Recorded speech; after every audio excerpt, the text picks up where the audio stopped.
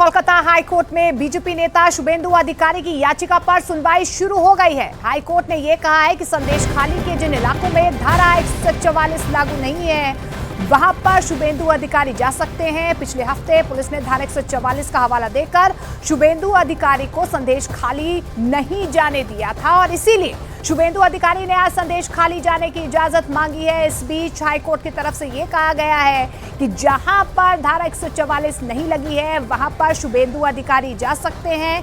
आज कलकत्ता हाईकोर्ट में इस पूरे मामले को लेकर सुनवाई हुई है। इस बीच आपको बता दें, इस पूरे मामले को लेकर सियासी बयानबाजी भी खूब हो रही है। रेखा शर्मा जो महिला आयोग की अध्यक्ष हैं, वो भी संदेश खाली पहुंची हुई है और उनकी तरफ से भी कई आरोप लगाए जा रहे हैं कि वहां पर सच को दबाया जा रहा है। इस बीच शुभेंदु अधिकारी को लेकर जिस तरीके से वहां पर रोका जा रहा था, बार बार उनकी तरफ से हाईकोर्ट का रुख किया गया और हाईकोर्ट की तरफ से ये कहा गया है कि वो वहां पर जा सकते हैं जहां पर धारा 144 नहीं लागू है। और सीधा हम रुक करेंगे, हमारी सहयोगी आशिका सिंह हमारे साथ जुड़ गई हैं। आशिका, 3 बजे एक बार फिर से सुनवाई होनी थी, इस पूरे मामले में क्या कुछ कहा जा रहा है? फिलहाल 2 बार रोका जा चुका है शुभेंदु अधिकारी को संदेश खाली जाने से। एक बार कोलकाता में ही रोका गया, दूसरी बार संदेश खाली के काफी नजदीक आकर के उनको रोका गया। अब जब उन्होंने कोर्ट का दरवाजा खटखटाया है तो हाई कोर्ट की तरफ से फिलहाल एक दफा जब सुनवाई हुई है तो उसमें ये कहा गया है कि जिन इलाकों में धारा 144 नहीं है वहां पर वो जा सकते हैं। लेकिन शुभेंदु के जो वकील हैं उनसे जज ने ये सवाल पूछा है कि आखिर शुभेंदु अधिकारी कहां कहां जाना चाहते हैं, इसका ब्यौरा दिया जाए। तो ये ब्यौरा लेकर के इस मामले में फिर से सुनवाई होगी। लगभग 3 बजे ये सुनवाई फिर होगी। हो सकता है अगर शुभेंदु अधिकारी को ये अनुमति मिल जाती है तो कल वो संदेश खाली आए। और लगभग 2 बार उनको रोका जा चुका है, जैसा मैंने पहले भी बताया। अब अगर वो संदेश खाली आते हैं तो किन किन इलाकों में जा पाएंगे, नहीं जा पाएंगे, इसे लेकर के थोड़ी देर में संभव है कि कोर्ट से निर्णय आ जाए। आशिका, क्या दलीलें रखी जा रही है शुभेंदु अधिकारी के वकील की तरफ से? अगर उनकी इच्छा है कि वो जहां पर धारा 144 लागू नहीं है वहां पर जाना चाहते हैं, कौन कौन से इलाके हैं? क्या दलीलों में ये भी कहा जा रहा है कि यहां पर वो जाना चाह रहे हैं? देखिए, पूरे संदेश खाली में जब 144 धारा लगाई गई थी तब कोर्ट से फटकार पड़ी थी। पुलिस से ये पूछा गया था कि पूरे संदेश खाली में क्यों लगाया गया है धारा 144, जहां जहां जरूरी है सिर्फ उन पॉकेट्स में ही लगाया जाए। जिसके बाद कई इलाकों से हटा दिया गया। जब शुभेंदु आ रहे थे उनको रोक दिया गया। शुभेंदु बार बार ये कह रहे थे कि नहीं, उनको जहां पर 144 नहीं लगी है वहां जाने दिया जाए। यही दलील शुभेंदु के वकील की तरफ से रखी जा रही थी कि जब पूरे संदेश खाली में धारा 144 है ही नहीं तो उनको क्यों रोका जा रहा है। न सिर्फ शुभेंदु अधिकारी, सुकांतो मजुमदार भाजपा के राज्य अध्यक्ष हैं, उनको रोका गया, जिस दौरान धक्का मुक्की के दौर में उनकी तबीयत भी बिगड़ गई, उनको चोट भी लगी। और आपको याद दिला दें कि भाजपा की तरफ से एक फैक्ट फाइंडिंग टीम जो दिल्ली से आई थी 6 सांसदों की, उसको भी रोक दिया गया था। तो अब कोर्ट का दरवाजा खटखटाया है शुभेंदु ने, जहां पर अब एक बार फिर 3 बजे कुछ ही मिनटों में ये सुनवाई होगी और जवाब ये शुभेंदु के वकील देंगे कि किन किन जगहों पर शुभेंदु बिल्कुल। और मांग जो रखी गई है शुभेंदु अधिकारी की ओर से, आशिका, इस पर भी बातचीत होगी। जाहिर तौर पर कुछ ही मिनट बचे हैं, लेकिन संदेश खाली पहुंची न्यूज़ 18 इंडिया की टीम को पीड़ित महिलाओं ने अपनी आपबीती सुनाई। उन्होंने कहा कि उन्हें सरकार से पैसे नहीं बल्कि सम्मान चाहिए। আমাদের সব বিক্রি হয়ে গেছে, সব বিক্রি হয়ে গেছে। দিদি কি টাকা দিয়ে কি আমাদের তো ওই মাসে 1000 টাকা দিয়ে কি আমাদের ইজ্জতটা ফিরিয়ে দিতে পারবে? দিদি পারবে? 1000 টাকা জায়গা 1200 টাকা করলো, কি 1200 টাকা করা কি দরকার? আমাদের মান ইজ্জতটা ফিরিয়ে দেব না। দিদি আসলে পুরো দেখিয়ে দেবো আমরা আমাদের কি হয়েছে না হয়েছে। দিদি আসুক এখানে। শেখ শাহজাহান এসে দিদিদের সর্বনাশ করে।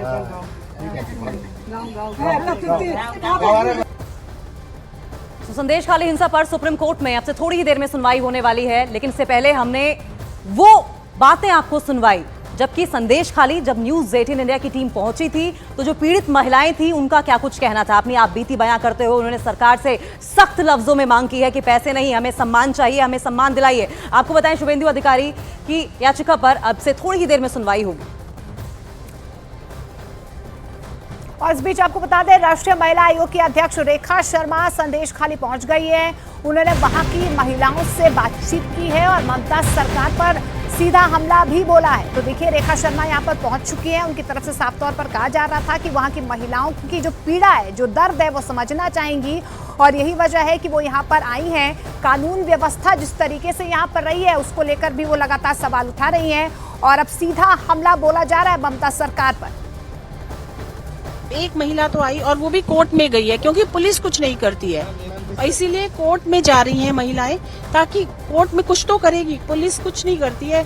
और जब महिलाएं आगे जाती हैं तो उन्हीं के जो रिश्तेदार हैं उन्हीं को अरेस्ट कर लेती है पुलिस। और ये पहली बार नहीं है, मैं बहुत बार आ चुकी हूँ। हर इलेक्शन के बाद जो भी प्रॉब्लम्स आती हैं आपने देखा है, हर इलेक्शन के बाद किस तरह से महिलाओं को टारगेट किया जाता है। आपको अगर मैं एक्टर लगती हूँ और मतलब टीएमसी आधी तो एक्टर से ही भरी हुई है, वो ऐसा इल्जाम कैसे लगा सकते हैं? उनके नेता एक्टिंग से ही बने हैं सारे, तो वो हमारे ऊपर ऐसे इल्जाम कैसे लगा सकते हैं? हम तो एक ग्राउंड वर्कर है, ग्राउंड पे काम करने वाले लोग हैं। बिल्कुल रखा जाएगा, अब उनको विश्वास करना पड़ेगा। एक बार तो विश्वास करके आगे आए और हम लोग उनके साथ है। राष्ट्रीय महिला आयोग है किस लिए? महिलाओं के साथ है और महिलाओं को आगे आना होगा, बात करनी होगी। अब मैं इसी उससे आई हूँ कि आप डरे नहीं और मुझसे आके बात करें। मैं पूरा दिन यही हूँ, हर घर में जाऊंगी। संदेश खाली पर सियासी उबाल देखने को मिल रहा है, सियासत उबाल पर है। बीजेपी ममता सरकार पर आग बबूला है और उनके शासन की तुलना मुगलों के जमाने से भी कर रही है। लेकिन आज वही पश्चिम बंगाल से जो महिला का आवाज उठ रहा है, ये हमारे पश्चिम बंगाल के लिए कलंक है। ममता बनर्जी पश्चिम बंगाल में मुगल जो शासन था, हम लोग इतिहास में पढ़े थे, वही शासन फिर से लेके आ रहे हैं। कोलकाता से 30-35 किलोमीटर दूर बशीराट संदेश खाली एक जगह है और वहां पे डेरा किसका है? आप सब लोग अभी नाम के साथ परिचित हो गया। शेख शाहजहां, उत्तम सरदार, शिबू हाजरा, ये सब वहां का माफिया लोग हैं। वहां का जनता ने आवाज उठाया था, ये शेख शाहजहां, ये जो इसका टीम माफिया गैंग है, टेररिस्ट है, इसको गिरफ्तार कीजिए, सजा दीजिए। लेकिन बामफ्रंट ने भी कुछ नहीं किया 34 इयर्स में। उसके बाद शासन आया तृणमूल सरकार का, उन्होंने उसका शेख शाहजहां को इतना सारा वहां पे अत्याचार किया। तृणमूल सरकार ने ये शेख शाहजहां और टेररिस्ट को वहां का सभापति बना दिया। बसीरहाट और संदेशखाली इलाका का डॉन बना दिया, सभापति बना दिया, ऑफिशियल पोस्ट दे दिया। और वो लोग क्या करते थे? सालों सालों तक महिला के ऊपर अत्याचार, सिर्फ अत्याचार नहीं, रात 12 बजे, रात 1 बजे फोन करते थे, फोन करके बुलाते थे विवाहित अविवाहित महिला को, फोन करके बुलाते थे कि अभी आना है, अभी काम है। अगर वो मना करते थे 12 बजे आप लोग क्यों फोन कर रहे हैं, तो उसको हस्बैंड को मारने का धमकी देते थे, उसको बच्चे को मारने का धमकी देते थे कि अगर आप लोग नहीं आएंगे तो आपको हस्बैंड को ट्रांसफर कर देंगे, आप हस्बैंड को मार देंगे। तो महिला लोग क्या करेंगे? परिवार को बचाने के लिए महिला लोग चले जाते थे 12 बजे, 12:30 बजे। 2-3 दिन बाद महिला लोग खुद बता रहे हैं आप टीवी के सामने कि 2-3 बाद जब उनका मनोरंजन पूर्ण हो जाते थे तब उसको भेज देते थे। और वहीं बंगाल सरकार संदेश खाली पर उचित कार्रवाई करने का लगातार दावा कर रही है। पश्चिम बंगाल की सरकार ने कदम उठाए हैं, तुरंत ही उस दिन लोगों को गिरफ्तार किया गया। साथ ही साथ इसी बीच उत्तम सरदार और शिबू हाजरा जिनके ऊपर आरोप था उनको भी गिरफ्तार किया गया है। पुलिस की लेडीज की वाहिनी और एक टीम तैयार की गई है जो घर घर पहुंच के महिलाओं से बात कर रही है। इस राज्य के वुमेन्स कमीशन तुरंत ही जिस दिन से घटना सामने आई उस दिन ही पहुंच गई थी। तो पश्चिम बंगाल सरकार की ओर से भी ये सारे कदम के अलावा भी अब जो है प्रशासन की ओर से जो आरोप हैं उस आरोप पे काम करने के लिए कहीं लैंड ग्रैबिंग वगैरह जो बात आ रही है तो कैंप भी बैठ रहे हैं। और आशिका लगातार ग्राउंड जीरो से हमारे साथ बनी हुई है। आशिका, सरकार की तरफ से एक पक्ष रखा जा रहा है, विपक्ष की तरफ से एक पक्ष रखा जा रहा है, अपनी अपनी दलीलें जो है यहाँ पर रखी जा रही है, लेकिन उन महिलाओं का क्या ग्राउंड जीरो पर, जिनकी पीड़ा, जिनका दर्द जो है सामने नहीं आ पा रहा है? बिल्कुल, देखिए जो महिलाएं हमने भी जिनसे बात की वो बिल्कुल डरी हुई हैं और उनका ये कहना है कि अब अगर आपके वापस जाने के बाद हमारे साथ कुछ ना हो जाए, ये आशंका जता रही है। साथ ही साथ अब भी रोते हुए उन्होंने हमसे बात की। आपको ये भी बता दें कि एनसीडब्ल्यू की टीम गई है, फिलहाल वहाँ पर पूरा जो इलाका है महिलाओं से मुलाकात ज़रूर कर रही है, लेकिन सवाल अब भी वही सबसे बड़ा है कि जो प्रमुख आरोपी है, जो कि ईडी की टीम पर हमले का मास्टरमाइंड है, वो शेख शाहजहां कहाँ है।